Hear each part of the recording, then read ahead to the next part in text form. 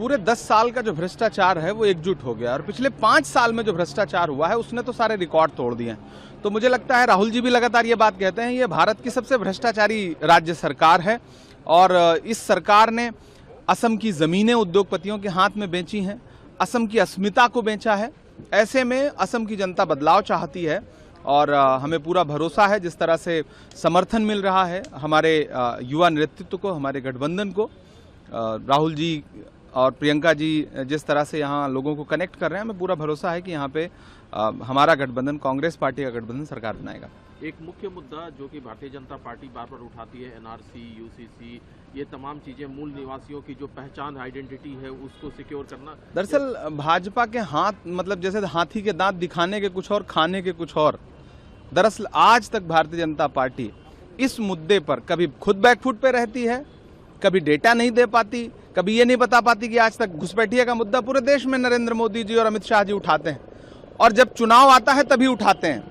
बंगाल में जाएंगे तो बंगाल में घुसपैठिया, दिल्ली में चुनाव तो दिल्ली में घुसपैठिया। ये सब सीजनल पॉलिटिक्स करते हैं। सीजन है, चुनावी सीजन है तो नए नए मुद्दे हैं। सच बात है कि यहाँ सिर्फ एक मुद्दा है और वो मुद्दा है कि किस तरह से हेमंत विश्व शर्मा ने असम की जमीनों को, असम के तमाम जो संसाधन हैं उनको या तो उद्योगपतियों को बेचा है या अपने लोगों को बेचा है। जनता उसका जवाब चाहती है। सर, लेकिन कल अमित शाह जी यहाँ पर थे तो उन्होंने कहा कि जो ट्राइबल्स है उनको पहचान तो दिलाना ही, साथ ही हर ट्राइबल को गाय और भैंस भी भारतीय जनता पार्टी मुहैया कराएगी, जो एक आइडेंटिटी है। 10 साल में क्यों नहीं मुहैया कराया अब तक? 10 साल से तो आप ही की सरकार है। सेंटर में 12 साल से आप हो, राज्य में 10 साल से आप हो।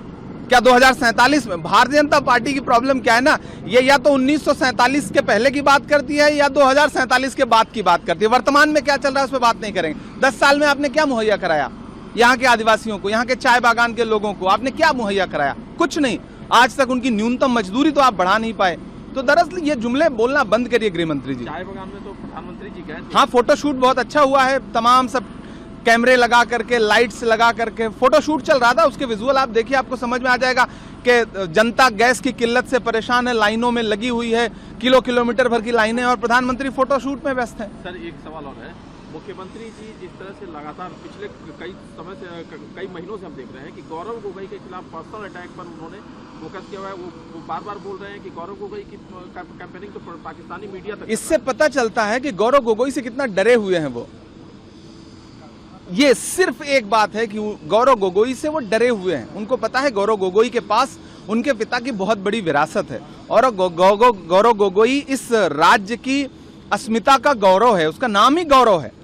तो उस गौरव के खिलाफ वो जितना नफरत भरी बात करेंगे, असम की जनता उतना ही गौरव गोगोई के साथ एकजुट होगी।